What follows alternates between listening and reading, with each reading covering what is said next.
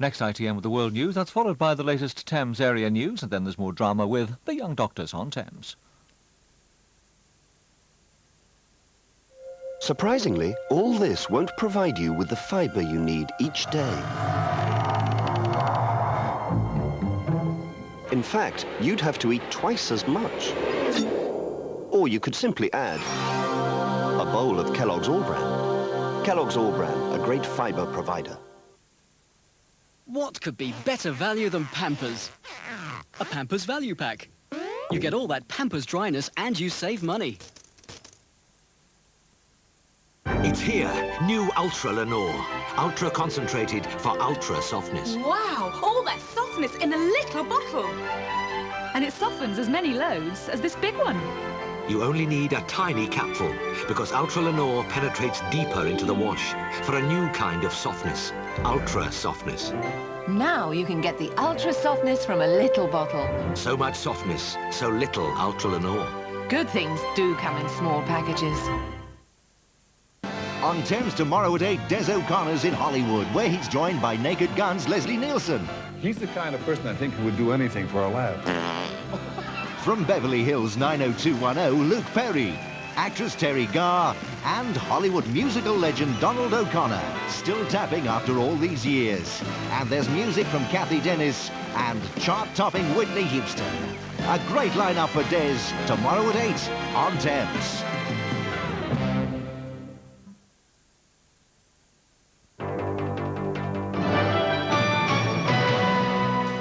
Good afternoon. More people have died in the wave of violent protests and attacks which followed the destruction of the Ayodhya Mosque in India. At least 37 people were killed in clashes between rioters and police in Bombay. In Delhi, police arrested both Hindu and Muslim leaders. A planned march to the Prime Minister's house lasted only a few yards before the Muslim leaders were arrested.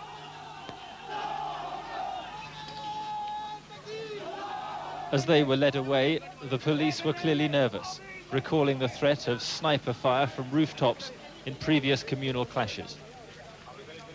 Also arrested today, the leaders of the Hindu fundamentalist movement accused of inciting the trouble at Ayodhya. Mr. Advani's campaign to build a temple on the site of the mosque has proved a violent flashpoint in Indian politics for almost 3 years. It's an issue that's helped bring down one government already. In India's parliament today, chaos continued. Demands for Mr. Advani's release and more advice for the Prime Minister, Narasimha Rao. Right now, the first thing is that he must quit. The government's tactic is to swamp the towns and cities of India with a massive police presence in an attempt to keep the lid on religious tensions. But this remains a grave and unpredictable crisis. Mark Austin, ITN, Delhi. And here, 4 Hindu temples were damaged overnight in a series of arson attacks in the West Midlands and Greater Manchester. In the worst incident, the Sri Krishna temple in West Bromwich was destroyed. The police and religious leaders have appealed for calm. There was good and bad news for motorists today. BP has announced petrol cuts of up to 13p a gallon from midnight tomorrow. But the car giant Ford has announced that it's putting prices up in the new year. The increases range from over £250 for a Fiesta to over £1,000 for a high-performance model, wiping out the benefits of the abolition of car tax. Ford blamed the rise on the devaluation of the pound. The Foreign Secretary Douglas Hurd has warned that Europe is living on a razor edge over the fate of the Maastricht Treaty. Mr. Hurd was chairing negotiations in Brussels to make the treaty acceptable to Danish voters who rejected it 6 months ago. He said Britain had worked out a new compromise deal for Denmark. Phone operators and trade unionists are lobbying MPs today to try to prevent changes to the 999 emergency call system. The proposal is to reduce the 70 centres handling the calls at the moment to 3, one each for Scotland, Wales and England. Labour MPs said they'd fight the proposal to streamline the existing emergency services. 250,000 people signed the petition, and trade union leaders warned it would lead to extra stress on staff and longer waits for callers. There are some 22 million 999 calls made each year, a figure expected to rise to over 24 million by 1995. Oftel says the new system's needed to centralise emergency calls because more and more companies are entering the phone business. We're looking for an improvement in the call handling time for emergency calls, and we will be absolutely determined to guarantee that that happens, and we won't agree to any changes that don't make that absolutely certain. This afternoon, Labour MP Kate Hoey will question the Prime Minister about the proposed changes. But Oftel said it was confident it would not mean a drop in standards if the new system is introduced in about 3 years' time. Mark Webster, ITN, Westminster. In the early evening news, we'll look in more detail at the sudden surge of unrest between Hindus and Muslims. Our reporter will be in the West Midlands. And we'll be asking, with so many cars unsold, shouldn't Ford think again about putting up their prices? Join me, 5:40.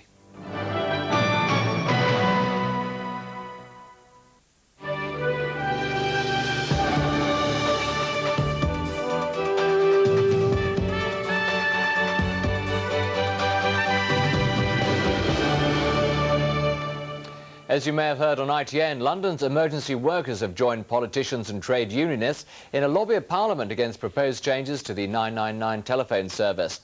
They were among campaigners from all over the country who converged on Westminster. Emergency service workers from across the country are attending the day-long lobby in protest at plans to radically alter the 999 emergency telephone service. The telephone watchdog Oftel wants to cut the number of exchanges handling emergency calls from 57 to just 3 and reduce the number of emergency operators from 2,000 to 150. Under the plan, it's expected that emergency calls in London would be answered in Bury St Edmunds. MPs and union leaders say the scheme will cost lives. The reduction to 3 controls throughout the country obviously is going to mean delays. The question of local knowledge also comes into it in terms of response. The people who are taking the call are aware of the area, and after the experience of the London ambulance computer going down, I would have thought the government would have learnt a lesson from that. I think there's going to be a risk that Londoners will be picking up the phone, dialling 999 and getting an answering machine. But Oftel claims the changes will improve the emergency service. I wouldn't agree to any changes which result in a poorer service. We're intent on seeing a very much better service with shorter call handling times. A 250,000 signature petition will be handed into Parliament this lunchtime, and the Prime Minister will be challenged about the plan in the Commons later this afternoon. The hunt continues in East London for a sex attacker who dragged a disabled woman from her bed and raped her. The 50-year-old woman, who has cerebral palsy, was asleep at her home in Hackney when she was attacked. Pathologists at St George's Hospital in Tooting, examining the bones discovered at a house in South London, now say it's almost certain that they are animal remains. The discovery was made at the house in Bishopsford Road, Carshalton, as the family carried out home improvements. Experts say the remains have lain undisturbed for 25 years. A treasure hunter is waiting to hear how much he'll get for the hoard of gold and silver coins he dug up from a field in Surrey. Roger Minty uncovered thousands of coins dating from the 13th and 14th century. They're being auctioned in London this afternoon. 330, 340. Bidding was brisk at this afternoon's auction. 126 gold nobles, half nobles and quarters, and more than 6,000 silver groats, half groats and pennies under the hammer. Some are 700 years old. For more than half a century, they've been buried in a muddy field near Reigate, until 2 years ago when Roger Minty went walking with his metal detector and literally hit the jackpot. He's given the rarest coins to the British Museum, but under the finder's keeper's rule, he'll probably pocket around £150,000. I mean, when I obviously initially saw that there was a hoard of coins in the ground, I didn't know how many there were or exactly what they were, but my initial reaction was shock. And my first thought was I've got to get hold of an archaeologist to get the things out properly. The festive season that's upon us brings all kinds of traditional ceremonies, some dating back centuries. And this morning saw one at the Royal Hospital in Chelsea. The ceremony of the Christmas cheeses dates back exactly 300 years to 1692, the year the Royal Hospital here in Chelsea was first opened. Then a London cheesemonger gave the inn pensioners Gloucestershire cheese for Christmas. Today there was £300 of cheese, £1 for each year the hospital's been open, donated by the National Dairy Council, including Caerphilly, Stilton, Red Leicester, Cheshire, Double Gloucester, Wensleydale and Lancashire.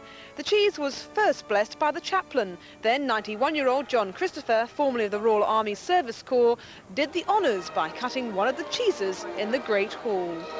And when the traditional annual ceremony was over, it was time for a quick sip of beer and some cheese, of course, a much appreciated early Christmas gift for the pensioners. Very nice too. That's all. The weather forecast is next. There's more Thames news at 6:30 and after news at 10. Good afternoon.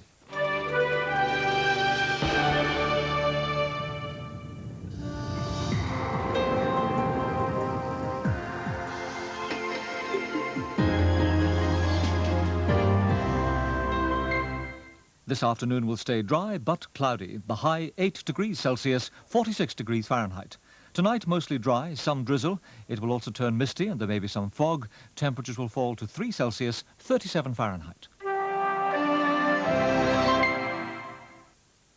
Comedy tonight at 8:30 on Thames. Hi, Charlie! Do you want a punch in the mouth? Oh, come on, Joe, don't be horrible to Tom. He's at that awkward age. What can I say? Hi! Hi! Guess what I've got?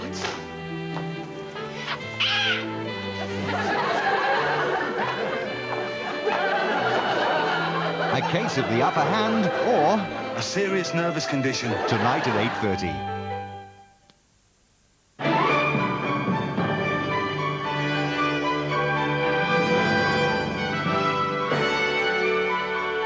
For the young ones, Children's ITV at 3:50, but now, the Young Doctors on Thames.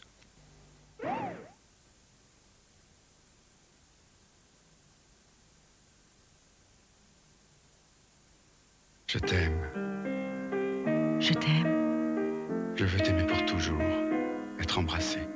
Ne jamais me quitter. Est-ce possible? Je l'espère. Peux-tu me promettre un an? Un jour? Non. Que dois-je faire? Embrasse-moi. Oui. Souviens-toi de moi. Oui. Comme Paris. Comme Paris. Pour toujours. Paris, toujours. Yves Saint Laurent. The new Brawn Control 2000 is unique. Its stepless controls let you go from gentle to fast, cool to hot, and anywhere in between. You can even angle its head so you don't have to angle yours. Can you think of another hairdryer that combines these features? No. Nor can we. To Birmingham, with the third exit of Spaghetti Junction. Take the second on the right, left to the lights, straight past the green man, and we're down there on the left-hand side.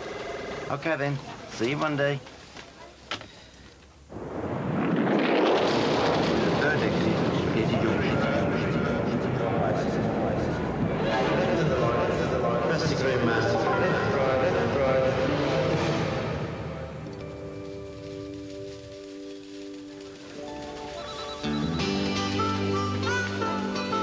Graham, nice to see you.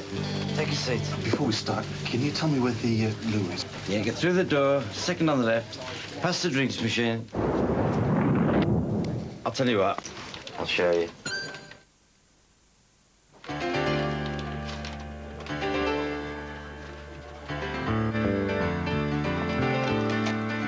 Hello? In case you hadn't noticed, the weekend started 2 hours ago. Thank you for telling me. And I have just ordered a martini extra dry. So we're liquid then? Over ice. Sounds cool. And if you're not here in 10 minutes... Right. Leave it with me.